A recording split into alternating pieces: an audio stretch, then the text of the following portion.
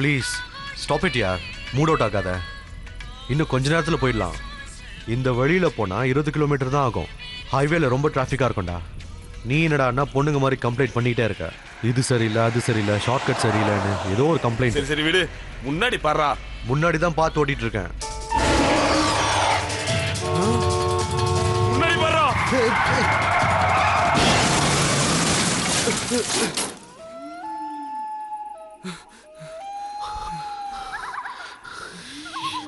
என்னமோ ஆச்சுடா.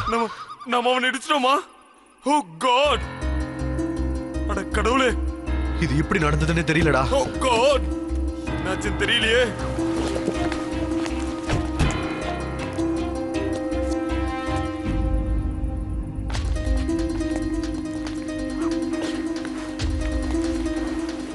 இங்க யாருமே இல்ல. நம்ம இடிச்சு கொண்டு வந்தா அந்த பாடி நிச்சயமா இங்கதான் இருந்திருக்கணும். ஆனா எங்க போச்சு? அங்க பாரு வண்டி. கார். இது அந்த ஆளோட காரா தான் இருக்கணும். அவரு நம்ம கிட்ட உதவி கேட்டு வந்திருக்காரு. அவரை நம்ம கொன்னுட்டோம். வா வா நம்ம போய் பார்க்கலாம்.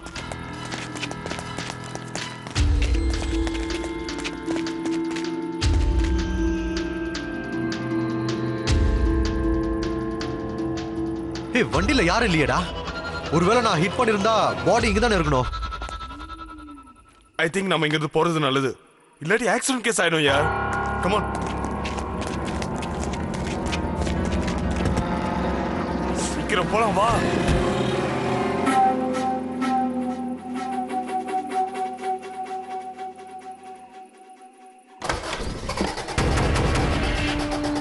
டேய், வண்டியில யாரும் இல்லையே. அங்க பாருடா, லைட் எரியுது. என்னடா லைட் எப்படி ஆன் ஆச்சு? ஏன் அந்த கார் நம்மள பார்த்தா வருது?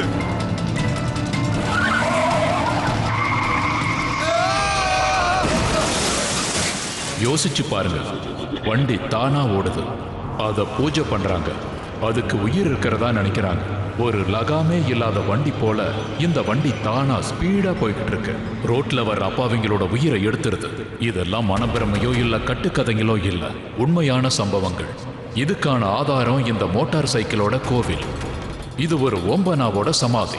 ரொம்ப பவித்திரமான பூஜிக்க வேண்டிய இடம். இது 1991 நடந்தது. ஸ்ரீ ஓம் பனா பாலியிலிருந்து அவரோட மோட்டார் சைக்கிள்ல தொட்டிலாங்கிற அவரோட கிராமத்துக்கு திரும்ப வந்துகிட்டு இருந்தாரு. அவரோட மோட்டார் சைக்கிள் திடீர்னு ரோட்ல ஸ்லிப் ஆகி மரத்துல போய் முட்டிடுச்சு. அவர் அங்கேயே இறந்துட்டாரு. ஆக்சிடென்ட் ஆகி உடைஞ்சு போன அந்த இடத்துல இருந்த அந்த மோட்டார் சைக்கிளை போலீஸ் ஸ்டேஷனுக்கு எடுத்துட்டு போனாங்க.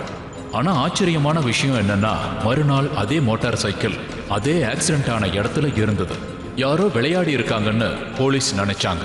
அவங்க மறுபடியும் அந்த மோட்டார் சைக்கிளை போலீஸ் ஸ்டேஷனுக்கு எடுத்துட்டு வந்தாங்க. ஆனா மறுநாள் காலையில அதே இடத்துல அந்த ஆக்சிடென்ட் ஆன மோட்டார் சைக்கிள் இருந்தது. அந்த இறந்து போன ஓம் பனாவோட ஆத்மா அதே இடத்துல தான் சுத்திக்கிட்டு இருக்குங்கிறத அந்த கிராமத்துக்காரங்களுக்கு தெரிய வந்தது. அது அந்த மோட்டார் சைக்கிள்ல தான் இருக்குன்னு தெரிஞ்சுக்கிட்டாங்க. இவரோட இந்த சம்பவம் ஊர் முழுக்க தெரிய வந்தது. எல்லாரும் அதை பார்க்கணும்னு வர ஆரம்பிச்சாங்க. ஒரு கிராமத்துக்காரர் என்ன சொன்னாருன்னா, அதே இடத்துல ஒரு கார் ஸ்லிப் ஆகி பள்ளத்துக்குள்ள போய் விழுந்துடுச்சான். அந்த கார்ல வந்தவருக்கு பயங்கரமா அடிபட்டு இறந்து போற சூழ்நிலையில இருந்தாராம். ஆனா அப்போ ஒரு வித்தியாசமான சம்பவம் நடந்தது. ஓம் பனாதா அவர் அந்த பள்ளத்திலிருந்து தூக்கி உயிரை காப்பாத்தினதா அந்த ஆள் சொன்னாரு. இன்னைக்கும் அந்த கோயிலை சுத்தி இருக்கிற கிராமத்துல ராத்திரியில பல நேரங்கள்ல அவர் அந்த மோட்டார் சைக்கிளை ஸ்டார்ட் பண்ற சத்தம் கேட்குமா. இந்த மாதிரி நிறைய விஷயங்கள் இந்த கோவிலை பத்தி பேசப்படுது. இந்த மாதிரி விஷயங்கள் இந்த கோவில் மேல இருக்கிற நம்பிக்கையை அதிகமாக்கிடுச்சு. இப்போ இந்த இடம் ஒரு பவித்திர ஸ்தலமா மாறிடுச்சு. இப்போ நீங்க பார்க்க போற உண்மை சம்பவம் கூட இந்த மாதிரி தான் இருக்கும். நான் வீட்ல இல்லவே இல்ல. அது என் வண்டியா எப்படி இருக்க முடியும்? வண்டியை கராஜ்ல லாக் பண்ணி வச்சிருக்கேன். நீங்க சொல்றதை வச்சு பார்க்கும்போது இந்த சம்பவம் நடந்த அன்னைக்கு ராத்திரி, அன்னைக்கு நீங்க ஒரு கல்யாணத்துல இருந்திருக்கீங்க. ஆமா, நான் என் ஃப்ரெண்டோட கல்யாணத்துல இருந்தேன். என்னால நிரூபிக்க முடியும். என்ன நிறைய பேர் அன்னைக்கு அந்த இடத்துல என்ன பார்த்துருக்காங்க. நான் ராத்திரியில அங்கதான் இருந்தேன். அப்பதான் நீங்க அர்ஜென்ட்டா கால் பண்ண உடனே நான் இங்க வந்தேன்.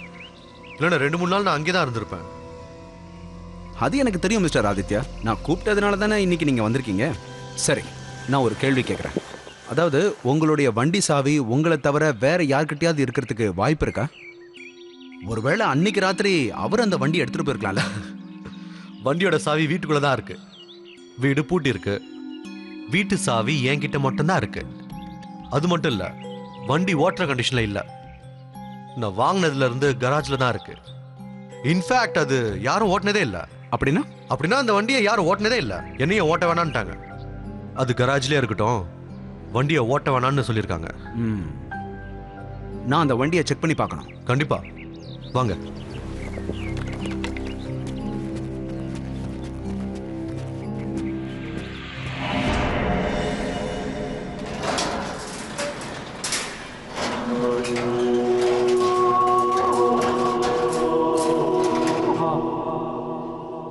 வாங்க, இங்க பாத்தீங்களா?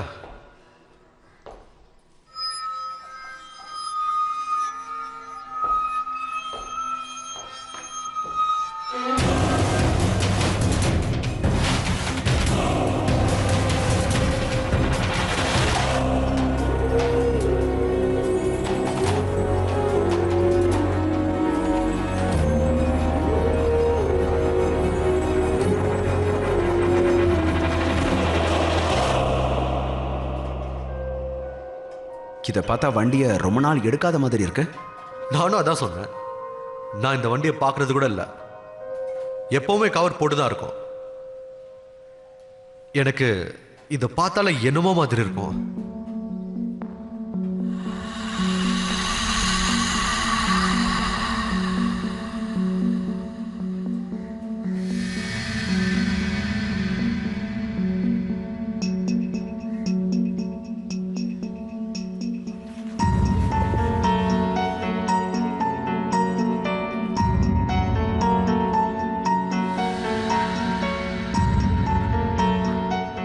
அவ்வளவு தூரத்தில் ஏன் நிற்கிறீங்க? ஏன் டென்ஷனாக இருக்கீங்க? இது வெறும் கார் தான். இல்ல, அது இந்த வண்டி சரியில்லைன்னு எங்க அங்கிள் சொன்னாரு. இந்த வண்டி ஓட்டுனவங்க அழிவுக்கு இதுதான் காரணம்னு சொன்னாங்க. வேற ஏதாவது சொல்ல விரும்புறீங்களா? சொல்லுங்க. நிறைய முறை வண்டி தானா ஸ்டார்ட் ஆகுற சத்தம் கேட்கும். அது ஆக்சுவலா ஆக்சிலரேட்டர் அதிகமா யாரும் அழுத்தின மாதிரியே இருக்கும். இதெல்லாம் எப்படின்னு யோசிச்சேன். ஒரு வண்டி தானா அதுவாவே எப்படி ஸ்டார்ட் ஆகும்? அதான் இந்த வண்டியோட பக்கத்திலேயே நான் வரதில்லை.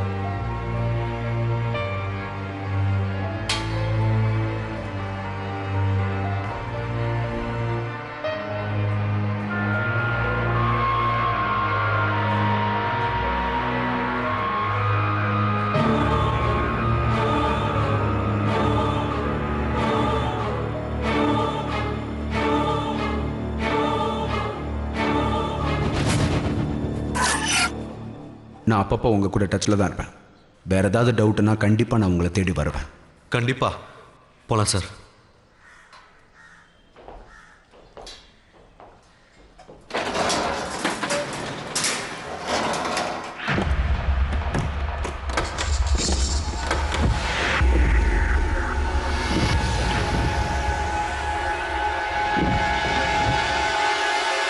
ஒரு கார் தானாகவே ஓடுது.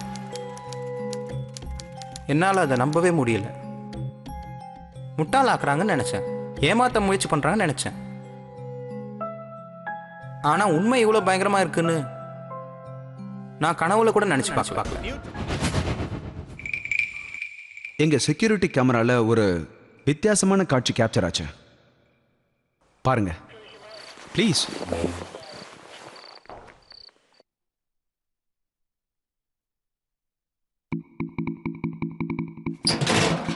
இதை பார்த்தா உங்களுக்கு என்ன தோணுதுன்னு நீங்களே சொல்லுங்க. இதை கொஞ்சம் கவனிச்சு பாருங்களேன்.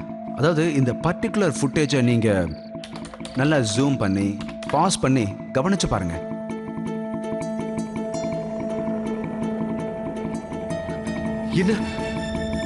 என்னது இது? ஆக்சுவலாக நீங்கள் சொல்லும்போது நான் சுத்தமாக நம்பவே இல்லை. உங்கள் ஃப்ரெண்டு யார்கிட்டயாவது சாவியை கொடுத்து வண்டி எடுக்க வச்சிருப்பீங்கன்னு நினச்சேன். அவங்க தான் இந்த வண்டி ஆக்சிடென்ட் பண்ணியிருப்பாங்கன்னு தோணுச்சு.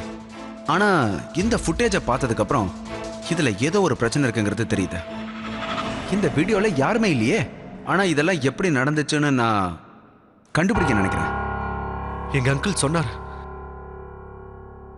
இந்த கார் சரியில்லைன்னு சொன்னார். ஜிங்ஸ்னு என்ன வேணா இருக்கட்டும் சார், இனிமே இது யாரும் ஓட்டக்கூடாது. ஆனால் இந்த காரை பற்றி கண்டுபிடிச்சு தானே ஆகணும். அப்படியே நான் இந்த கேஸை க்ளோஸ் பண்ண முடியாதுல்ல? எனக்கு எப்பவுமே இந்த சூப்பர் நேச்சுரல் பேய் பூதம் இதில் எல்லாம் எனக்கு நம்பிக்கை இருந்ததே இல்லை. போலீஸ்காரனாச்சே, ஒவ்வொரு விஷயத்துக்கும் ஒவ்வொரு எக்ஸ்பிளனேஷன் இருக்கும். ஒரு குற்றம் நடந்தால் ஒரு குற்றவாளி கண்டிப்பாக இருக்கணும். ஆனால் இங்கே விஷயம் வேற மாதிரி இருக்கு. நான் வண்டியை ஃபுல்லாக மெக்கானிக்கிட்ட கொடுத்து இன்ஸ்பெக்ஷன் பண்ணேன். வண்டியோட இன்ஜின் ரொம்ப பழசாக இருந்தது, கியரும் உடஞ்சி போயிருந்தது, பிரேக் ஸ்டக்காக இருந்தது, இன்ஜின் ஆயில் இல்லை, எதுவும் இல்லை. வண்டி ஓடுற நிலைமே இல்லாதப்போ இதெல்லாம் எப்படி நடக்குது? கண்டிப்பாக ஏதோ ஒரு பிரச்சனை இருக்கு. இதை கண்டுபிடிக்க ஒரே ஒரு வழி தான் இருக்கு. வண்டியை ரிப்பேர் பண்ணி ஓட்டுற மாதிரி செஞ்சோம். அந்த வண்டியை எடுத்துட்டு வெளியே போனேன் ஒரு பர்சனல் இன்ஸ்பெக்ஷனுக்காக.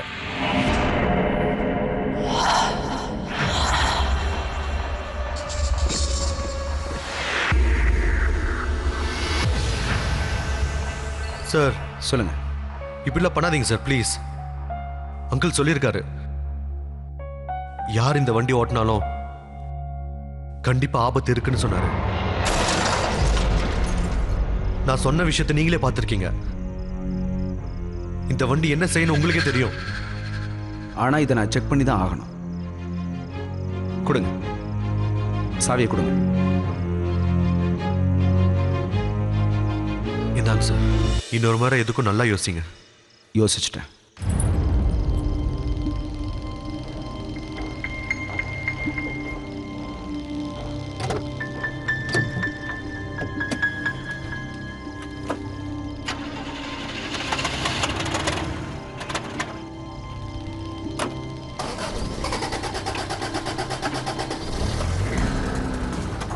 நீங்க பயப்படாதீங்க, இதை செக் பண்ணிட்டு காலையில் ரிட்டர்ன் பண்ணிடுறேன்.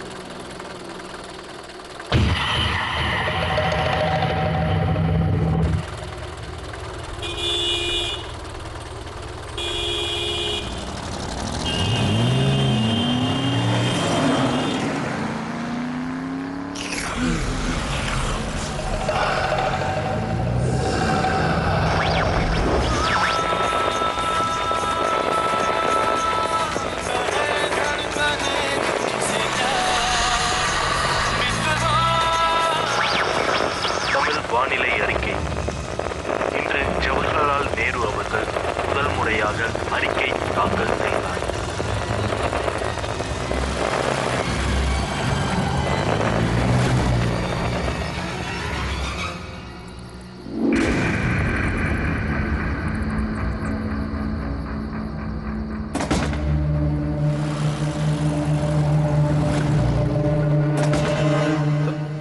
இங்க என்ன நடக்குது?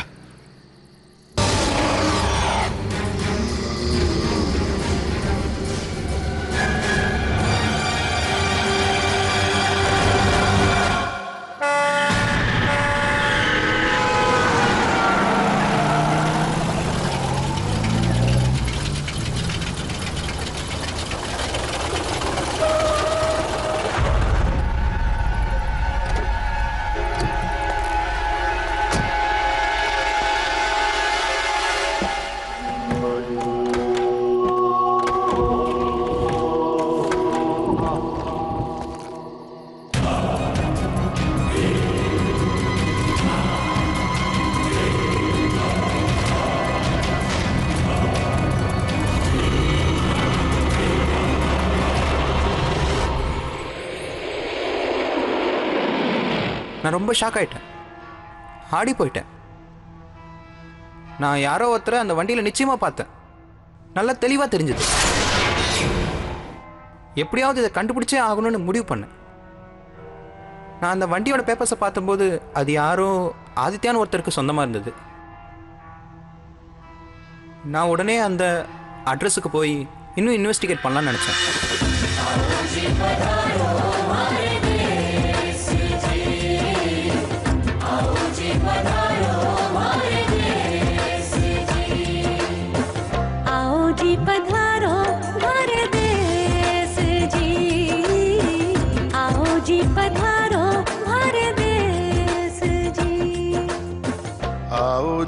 पधारो मार देश जी आओ जी पधारो मार देश जी मारूम हर देश मैं काई करो बखान मारूम हर देश मैं काई करूं बखान धरती सुनहरी लहरियों के सरियों आसमान धरती सुनहरी लहरी ஐயா வணக்கம். மும்பையில இருந்து இந்த இன்ஸ்பெக்டர் சார் வந்திருக்காங்க. அவர் உங்களோட ஏதோ பேசணுமா? வணக்கம் வணக்கம். வணக்கம் தாத்தா. அந்த பானு பிரதாப்போடைய வண்டியை பத்தி உங்ககிட்ட விசாரிக்கணும். வண்டியா? ஆமா, இந்த வண்டியை பத்தி.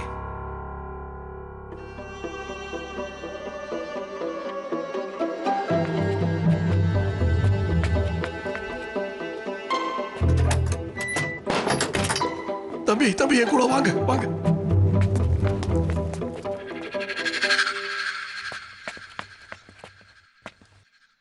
தம்பி இந்த வண்டி என்னைக்கு எங்க வீட்டுக்குள்ள வந்துச்சோ அன்னைக்கு எல்லாருமே ரொம்ப சந்தோஷப்பட்டோம். எங்க குடும்பத்திலேயே யாரோ ஒருத்தர் புதுசா வந்து சேர்ந்துக்கிட்ட மாதிரி இருந்துச்சு. அப்பா எப்ப வருவாரு? ரொம்ப லேட் ஆயிடுச்சுல்ல? அப்பா ரொம்ப லேட் ஆச்சு. இவர் இன்னும் வரவே இல்லையே. என்னன்னே தெரியலையே. இவ்வளோ நேரம் ஆகிறதுக்கு வாய்ப்பே இல்லையே. இங்க பாருங்க, வண்டி பார்க்கறதுக்கு பழபழன்னு இருந்தாலும் கொஞ்சம் பழசுதான். ஆனா அந்த வண்டி உங்க அப்பாவுக்கு ரொம்ப பிடிக்கும். வேணா பாரு எவ்வளவு சந்தோஷப்படுவான்னு. அதோ அப்பா வந்துட்டாரு பாரு. அதோ பாரு, புத்தம் புதுசு வண்டி.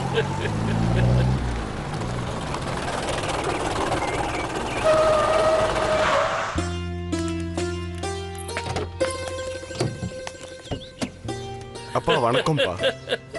என்ன வண்டி நல்லா ஓடுது இல்லப்பா? ஆம்பா, ரொம்ப நல்லாவே ஓடுது. ஆனா எல்லாத்தையும் புதுசா மாத்த வேண்டி இருந்தது. இதுக்காக டவுன் ஃபுல்லா அலைஞ்சு எல்லாத்தையும் வாங்கினேன். கஷ்டமான வேலையா போயிடுச்சு. ஆனா வண்டி ஃபர்ஸ்ட் கிளாஸா ஓடுது. புது வண்டி மாதிரியே ஓடுது. எல்லாரும் பார்த்தாங்கன்னா அசந்து போயிடுவாங்க. சூப்பர் சூப்பர்னு சொல்லுவாங்க. இனிமே இந்த வண்டியில தான் எங்கேயும் வெளியே போவேன். நீ தாராளமா போயிட்டு வாப்பா. இனிமே அது ஓ வண்டி தானே. சரிம்மா, உள்ள போலாம். ட்ரெஸ்ஸை மாத்திக்கிட்டு நம்ம வெளியில போயிட்டு வரலாம்ப்பா. செல்லங்களா, இங்க பாருங்க. வண்டியில என் கூட ஸ்டாச்சு சர்க்கிள் பார்க்க யாரெல்லாம் வர போறீங்க? சரி வாங்க, வண்டி விட்டு கீழே இறங்குங்க. சரி சரி, பசங்க விளையாடட்டும், விடு. வாங்க உள்ள போலாம்.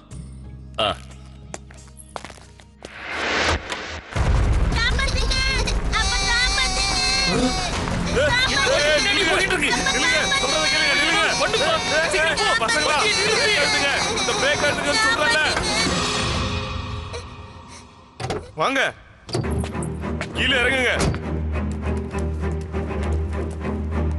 வா, இந்த வேலையை யார் பண்ணது? ஹேண்ட் பிரேக்கை யார் எடுத்தது? போய் பேசாதீங்க. உண்மையை சொல்லனா அடி விழும். இல்லனா உங்க யாரையும் ஸ்டாச்சு சர்க்கிளுக்கு கூட்டிட்டு போக மாட்டேன். உள்ள போங்க. கோவப்படாதப்பா, அமைதியாரு. எல்லாம் சரியாயிடும். ஏதும் ஆகல இல்ல மருமகளே. பசங்களை உள்ள கூட்டிட்டு போமா. சரிப்பா.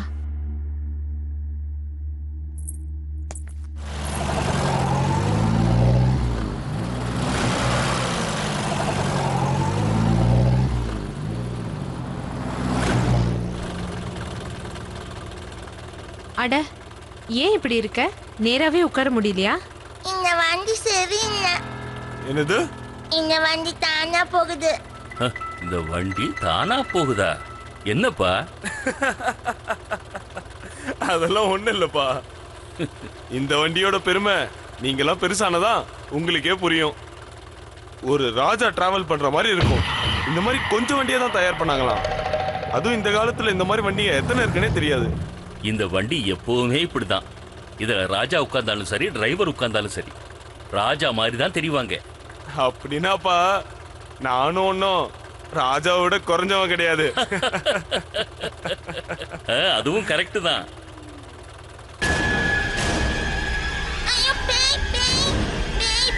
என்ன ஆச்சு? அப்பா திரும்ப போகலாம். பேசாம இரு. ஓவரா பேசின டிக்கில தூக்கி போட்டுருவேன். மருமகளே, பசங்களை அப்படியே தூங்க வச்சிருமா. சரிப்பா.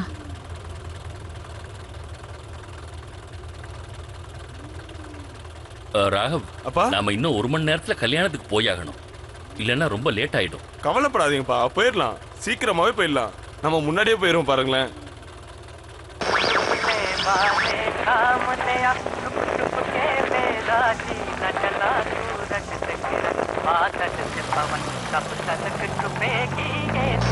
தரங்களுக்கு மன்னிக்கும்.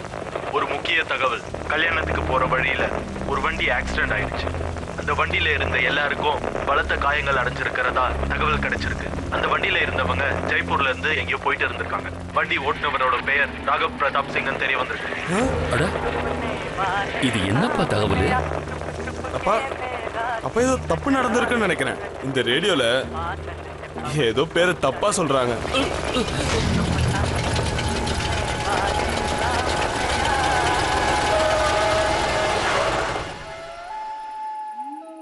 நீ என்ன சொல்ற? அந்த தகவலை கேட்டல்ல? ஐயோப்பா, அது வேற யாரையாவது சொல்லிருக்கலாம்ப்பா. அந்த பேர் என்னன்னா நம்ம குடும்பத்து பேர் மாதிரி இருக்கு. இது எதிர்ச்சியா நடந்தது, வேற ஒண்ணும் இல்ல. இது எல்லாமே இந்த ரேடியோவால தான் ஆச்சு. நான் இதை சரி பண்ணது தப்பா போச்சு. அதான் அதோட வேலையை காட்டுது. என்னப்பா ஆச்சு? அப்பா எனக்கு என்னமோ வயர் லூஸா இருக்குமோன்னு தோணுது. என்னன்னு போய் பாரு. சரியாயிடும்பா, கவலைப்படாதீங்க. ஒரு நிமிஷம்.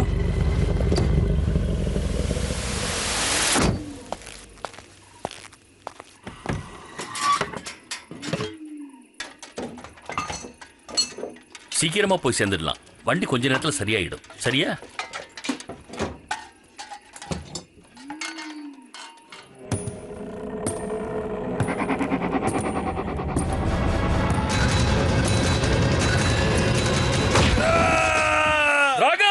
ராகவ், உனக்கு என்னாச்சு? ராகவ்! அப்பா, கதவு திறக்க முடியல. அப்பா, இந்த கதவையும் திறக்க முடியல. இந்த கதவையே திறக்க மாட்டேங்குது, இதுவும் திறக்க மாட்டேங்குது. என்னாச்சு?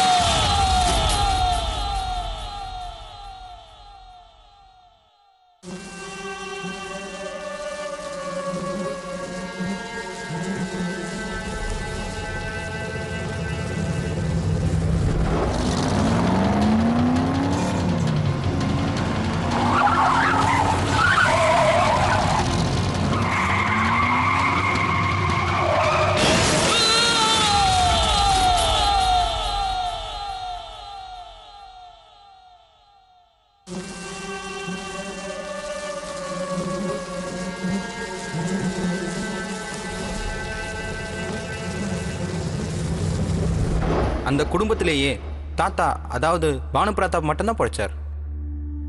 மற்றவங்க எல்லாரும் அவர் எல்லார்கிட்டையும் சொல்ல முயற்சி பண்ணாரு. அவர் சொன்னதை யாரும் துளி கூட நம்பவே இல்லை. அவர் உயிரோடு இருந்த வரைக்கும் இந்த பயம் அவர் கூடவே இருந்தது. ஏன்னா இன்னொரு குடும்பத்துக்கு இந்த மாதிரி நடக்கவே கூடாதுன்னு நினைச்சாரு. அதனால தான் அந்த காரை அவர் கூடவே வச்சிருந்தார். கேர்டேக்கர் என்ன சொன்னாருன்னா, இந்த காரை இங்கே எடுத்துட்டு வந்ததுலேருந்தே ராத்திரி ஆனால் வண்டி ஸ்டார்ட் பண்ணுற சத்தம் கேட்குதுன்னு சொன்னார். ஆனால் கராஜ்குள்ளே வண்டி பூட்டி தான் வச்சுருக்காங்க. பானு பிரதாப் இறந்ததுக்கு அப்புறம் அவரோட உயிலின் படி வண்டியை மும்பையில் இருக்க பரேஷ் கிட்ட அமிச்சாங்க. கேர்டேக்கர் வண்டியோட பேப்பர்ஸை என்கிட்ட கொடுத்துட்டாரு. எந்தெந்த குடும்பத்துக்கிட்டலாம் இந்த வண்டி இருந்ததோ அவங்கள எல்லாம் நேராக சந்திச்சேன். எல்லாருக்கும் இதே மாதிரி விபத்து நடந்திருக்கு. எல்லாரும் எதையோ ஒன்று இழந்திருக்காங்க. இப்போ இந்த அத்தியாயத்தோட கடைசி கட்டத்துக்கு வந்துட்டோம். அதுதான் இந்த வண்டியோட முதல் ஓனர். இந்த வண்டியை வாங்கின முதல் குடும்பம் எதுனா ஜோத்பூரை சேர்ந்த சிசோடியா குடும்பம். அவங்கள சந்திக்க நான் அங்கே போனேன்.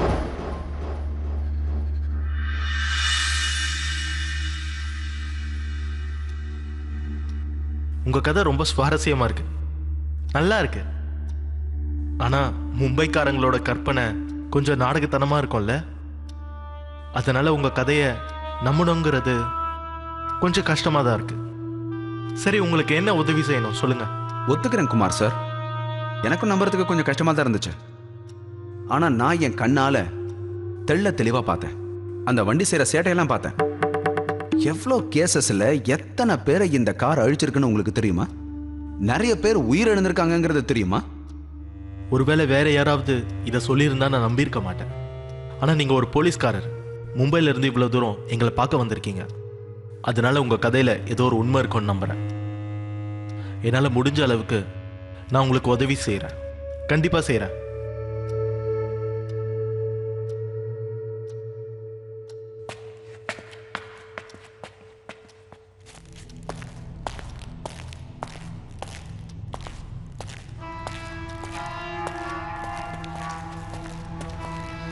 ஐயா வணக்கம் ஐயா. ஐயா உங்களுக்கும் வணக்கம் ஐயா. வணக்கம். வந்து உட்காருங்க. அந்த காலத்துல வேலை செஞ்ச பல வேலைக்காரங்கள்ல இவர் ஒருத்தர் தான் உயிரோட இருக்காரு. இவரோட குடும்பம் பல வருஷங்களா எங்க ராஜா வம்சத்துக்கு சேவை பண்ணிருக்கு, இன்னைக்கும் பண்ணிட்டு இருக்காங்க. வணக்கம் ஐயா. வணக்கம். இங்க பாருங்க, இவர் தான் சித்தார்த், இன்ஸ்பெக்டர் சித்தார்த். மும்பைல இருந்து வந்திருக்காரு. உங்ககிட்ட ஏதோ கேள்வி கேட்கணுமா? இதை பாருங்களேன். இந்த போட்டோ உங்களுக்கு அடையாளம் தெரியுதா?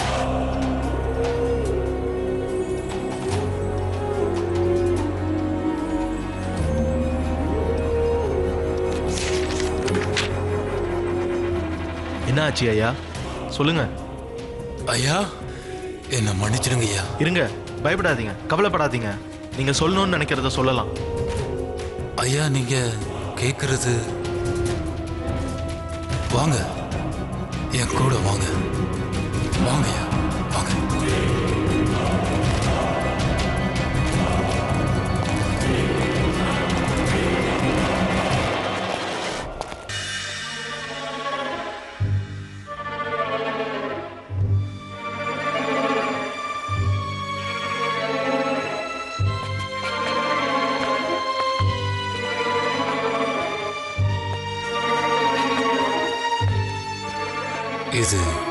இதுதான் எங்க முதலாளியோடைய படம். அவர் பேரு உதய். அவருடைய இந்த வண்டிய பாத்துக்கிறது, சுத்தப்படுத்துற வேலையெல்லாம் நான் தான் செய்வேன். எங்க முதலாளிக்கு இந்த வண்டியில போறதுன்னா ரொம்பவே சந்தோஷப்படுவாரு.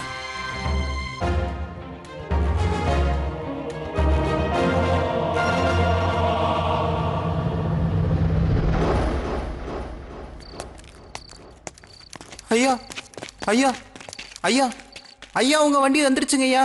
ஏய், இந்த மாதிரி கத்தி பேசுற வேலை வச்சுக்காத.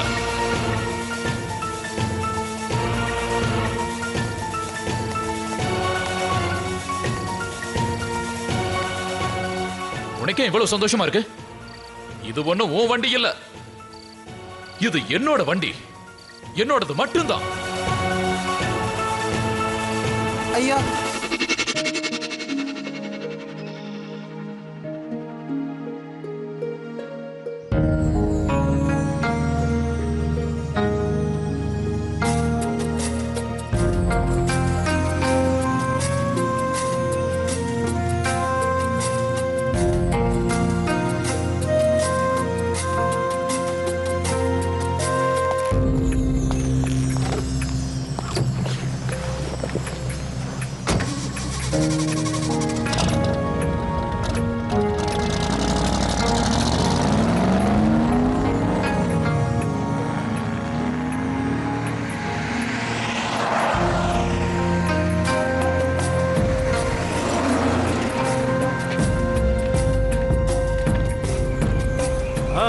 பரவாயில்ல, அப்படியே கொடு.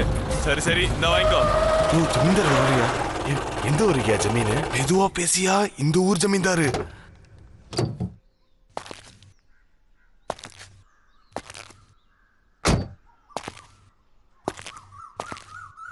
எனக்கு ஒன்று கூட கொடுக்குறேங்கய்யா.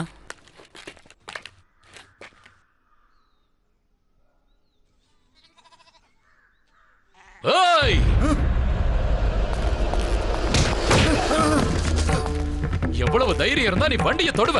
இனிமே இந்த வண்டி பக்கம் கூட உன்னை பார்க்க கூடாது. இந்த வண்டியோட தூசியை தொட கூட உனக்கு உரிமை கிடையாது.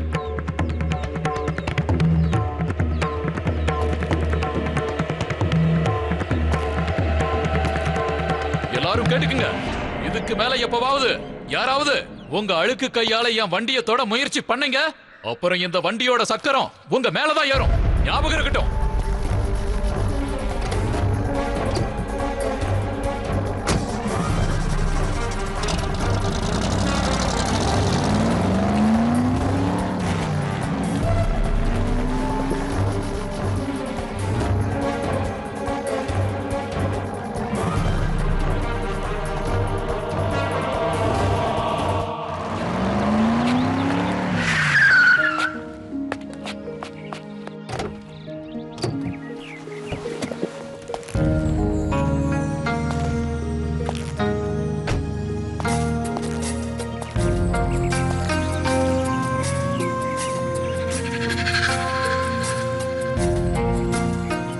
வண்டியை உடனே தொடச்சு வை.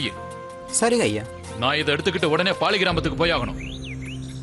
அதுக்கப்புறம் இருட்டினதுக்கு அப்புறம் ஒரு முக்கியமான விருந்தாளிய இந்த வண்டியில் உட்கார வச்சு வெளியே கூட்டிட்டு போகணும். சரிங்க ஐயா. வெளியே சுத்தமா இருக்கிற அளவுக்கு உள்ளேயும் சுத்தமா இருக்கணும். புரிஞ்சுதா? சரிங்க ஐயா. எங்கேயாவது அழுக்கு தெரிஞ்சது உன்னை நான் உண்டுலன்னு பண்ணிடுவேன். ஜாக்கிரதை. சரிங்க ஐயா. இன்னும் ஏன் மூஞ்சிய பார்த்துட்டு இருக்க? சீக்கிரம் வேலையை பாரு.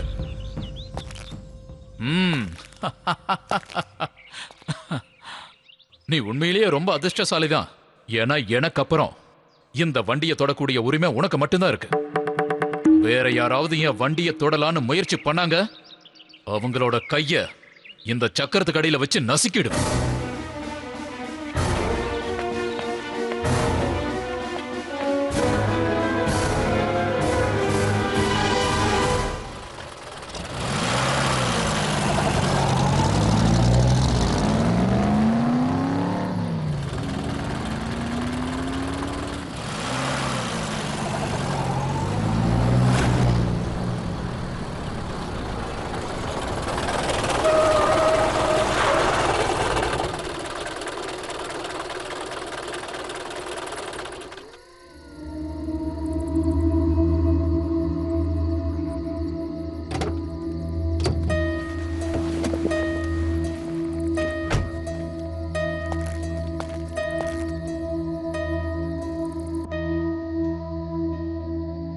வழியில யார் இந்த மாதிரி கல்ல வச்சது?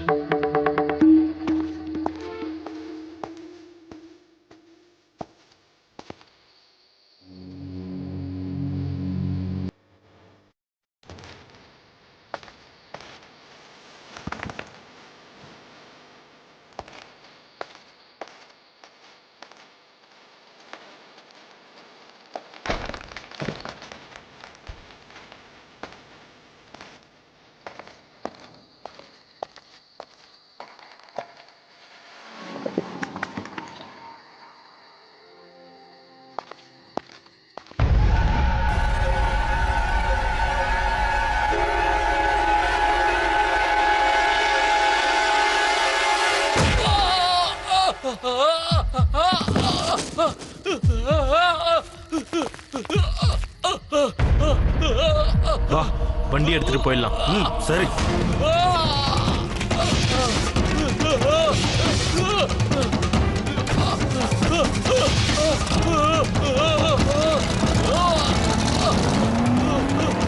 வண்டி வண்டி வண்டி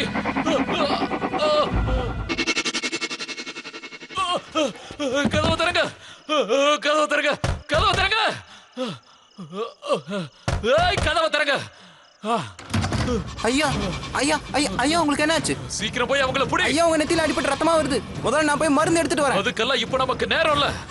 அவங்க எல்லாரும் ஓடி போயிருவாங்க. ஆனா ஐயா, போ, அவங்கள போய் கூட்டிட்டு வா சீக்கிரம்.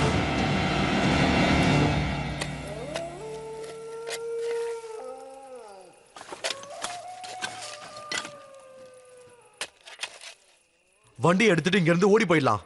நம்ம தான் வண்டியை திருடணும்னு அவருக்கு தெரிஞ்சதுன்னா அவ்வளவுதான், ரொம்ப பெரிய பிரச்சனை ஆயிடும். நீ ஒன்றும் பயப்படாத, எதுவும் ஆகாது. அவரை அடிச்ச அடியில அவர் நடு ரோட்ல மயங்கி போய் விழுந்து கிடப்பாரு. இந்த வண்டின்னா அவருக்கு அவ்வளோ உயிர். எரிச்சிட போறேன். ஒரு நிமிஷம் இரு, இதோ நான் வந்துடுறேன்.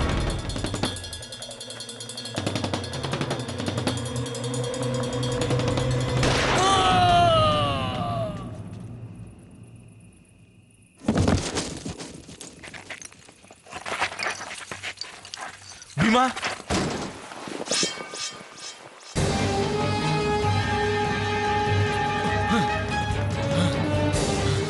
உங்களை நான் என்ன பண்றேன்னு பாரு. குந்தா, சொல்லுங்க ஐயா. சீக்கிரம் போய் யாரையாவது கூட்டிட்டு வா. சீக்கிரம். சரிங்க. என் வண்டியை வா தொடறீங்க. என்ன அடிச்சிட்டு என் வண்டியை திருடிட்டு போகணும்னு நினைக்கிறியா? உன்னை நான் சும்மாவே விட மாட்டேன். நீ என்ன நினைச்ச? கட்டையால் அடிச்சா நான் செத்துருவனா என்ன? பண்ணிட்டேன். என்னோட வண்டியை யார் தொட்டாலும் ஒரு வழி பண்ணியே தீர்வு. பண்ண மாட்டேன். அப்படி பார்த்து மத்தவங்க எல்லாரும் பயப்படணும். இனிமே பண்ண மாட்டேன். இந்த ஊரை விட்டு போயிடுறேன். விட்டுடுங்க ஐயா, விட்டுடுங்க ஐயா.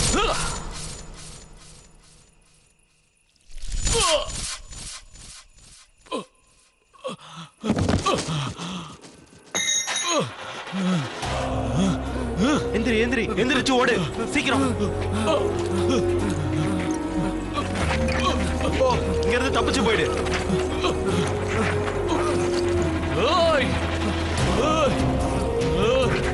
நில்லுங்கடா.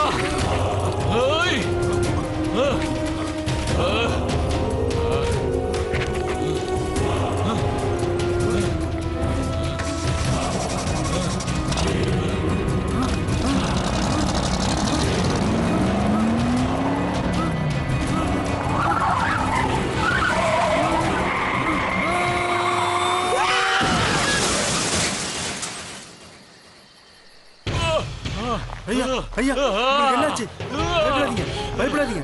நான் வைத்தியரை கூட்டி வரேன். எதுக்கும் பயப்படாதீங்க ஐயா, பயப்படாதீங்க. தைரியமா இருங்க. ஐயா ஐயா, உங்களுக்கு எதுவும் ஆகாதையா, நீங்க தைரியமா இருங்க. ஐயா ஐயா ஐயா.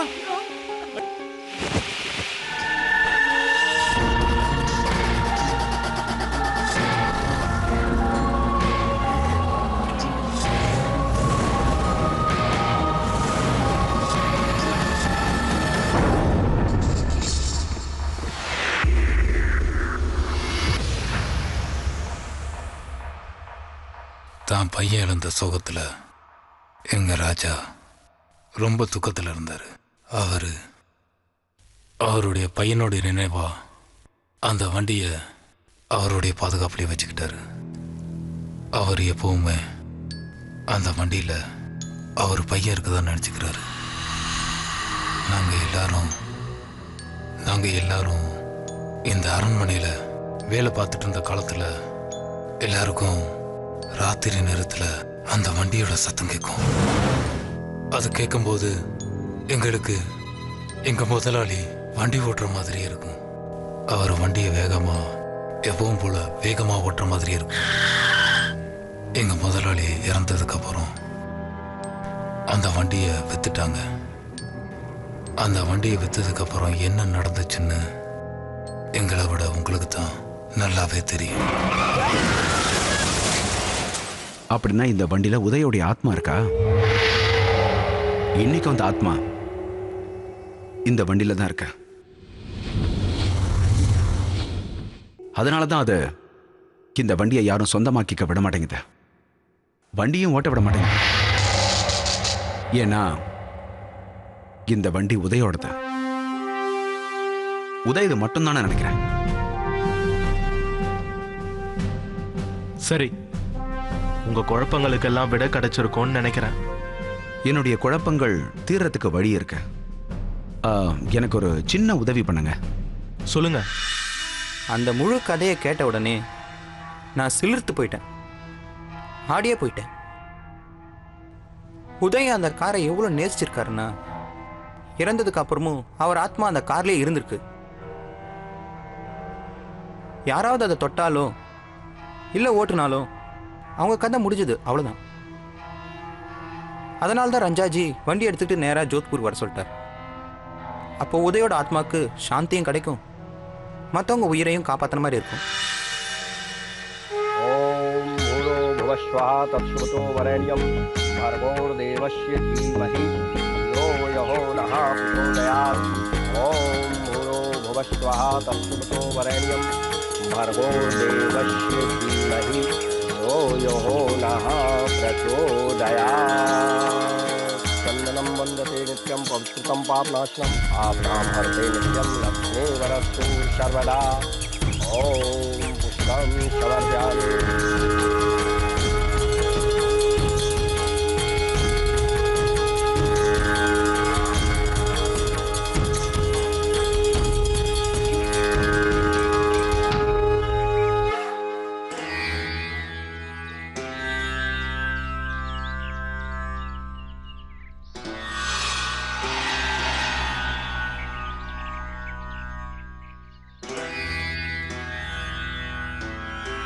இந்த வாகனத்துக்கு நாம் ஒரு கோயிலை கட்டி ஆகணும்.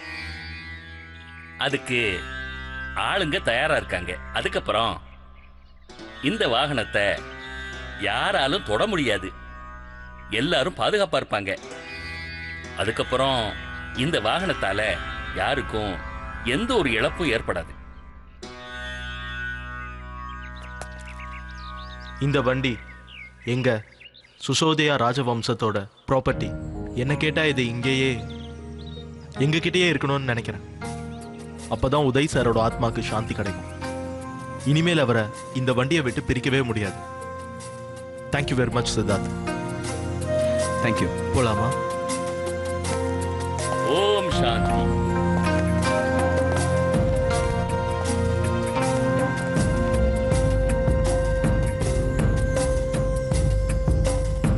நம்ம பேரனாமல் எக்ஸ்பர்ட் வீணு சந்தல் என்ன சொல்றாங்கன்னா, இன்னைக்கு நாம பார்த்ததுல சில நேரங்கள்ல ஆத்மாக்கள் வெறும் மனிதர்களையோ மிருகங்களையோ இடத்த மட்டும் இல்லை, ஒரு பொருளையோ இல்ல மிஷனையோ தன்வசப்படுத்த முடியும். இது எப்போ நடக்கும்னா, இறந்து போனவங்களோட அடி மனசுல இருக்கிற ஆசை அரைகுறையா விட்டுட்டு போறப்ப நடக்கும். பேய் பிடிச்ச வண்டிகளோட கதைகளை இந்த உலகத்துல நாம பல காலமா கேட்டுக்கிட்டே தான் இருக்கோம். உண்மையா பார்த்தா இந்த வாகனங்கள்லயோ இல்ல அந்த மிஷன்கள்லயோ வெறும் ஆத்மா இல்ல, ஆனா இதோட சம்பந்தப்பட்ட ஒருத்தர் அது மேல வச்சிருக்கிற ஆத்மார்த்தமான பிரியத்தின் வெளிப்பாடுதான். அவரு இந்த மிஷனை விட்டு இறந்ததுக்கு அப்புறமும் கூட பிரியறதே இல்லை. இது அவங்களோட சொத்தா நினைக்கிறாங்க. வேற யாரும் இந்த வாகனத்தை சொந்தமாக்கிக்க கூடாதுன்னு நினைக்கிறாங்க. அதை ஓட்ட கூட முயற்சி பண்ண கூடாதுன்னு நினைக்கிறாங்க.